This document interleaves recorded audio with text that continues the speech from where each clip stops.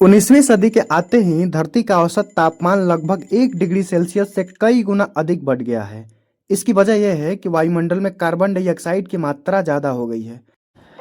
धरती पर carbon dioxide बढ़ने का सबसे बड़ा कारण है अधिक संख्या में बढ़ रही इंडस्ट्री, जंगलों का कटाव और इंसानों का अपने पर्यावरण के प्रति अपने कर्तव्यों को भूल जाना है।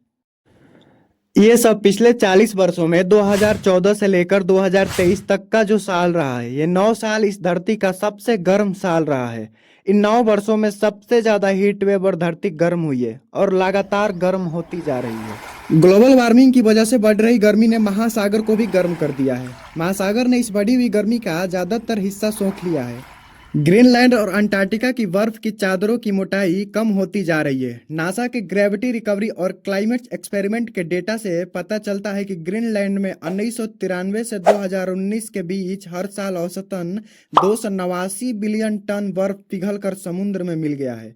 ग्लोबल वार्मिंग की वजह से बढ़ी हुई गर्मी ने अंटार्कटिका की लगभग 148 बिलियन टन बर्फ हर साल पिघलकर समुद्र में मिल जाता है।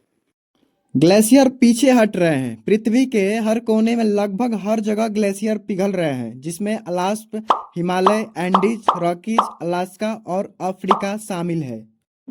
सैटेलाइट से मिले रिपोर्ट से पता चलता है कि उत्तरी गोलार्ध में बसंत ऋतु में बर्फ की मात्रा पिछले 5 दशकों में सबसे कम देखा गया है और हर साल बर्फ गर्मी की वजह से पिघल रहा है और पिघली हुई बर्फ समुद्र में जाकर मिल रहा है, जिसके वजह से धरती के समुद्र का स्तर लगभग 8 इंच यानी 20 सेंटीमीटर तक बढ़ गया है।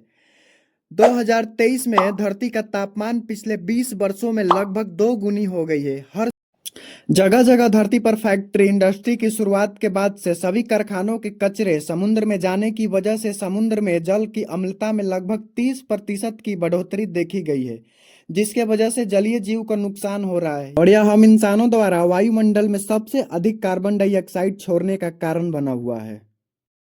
धरती के बढ़ते तापमान अपने आप में एक चिंता का विषय बना हुआ है। ज्यादातर जगहों पर ग्लोबल वार्मिंग की वजह से गर्म दिन ज्यादा होंगे और ठंडे दिन कम होंगे।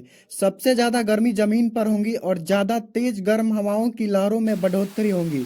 वर्षा के पैटर्न में बदलाव के कारण बहुत ज्यादा तूफान, तो कहीं जरूरत से ज्यादा बारिश के कारण बाढ़, तो कहीं समय पर बारिश ना होने की वजह से सुखाड़ देखने को मिलेंगे और समस्या बहुत ज्यादा गंभीर हो जाएंगी। समुद्र की सतह के गर्म होने की वजह से समुद्री तूफान और काफी तेज लहर उठने की संभावना है और ग्लेशियर पिघलने की वजह से तरह तरह की नई नई बीमारियां जन्म लेंगी।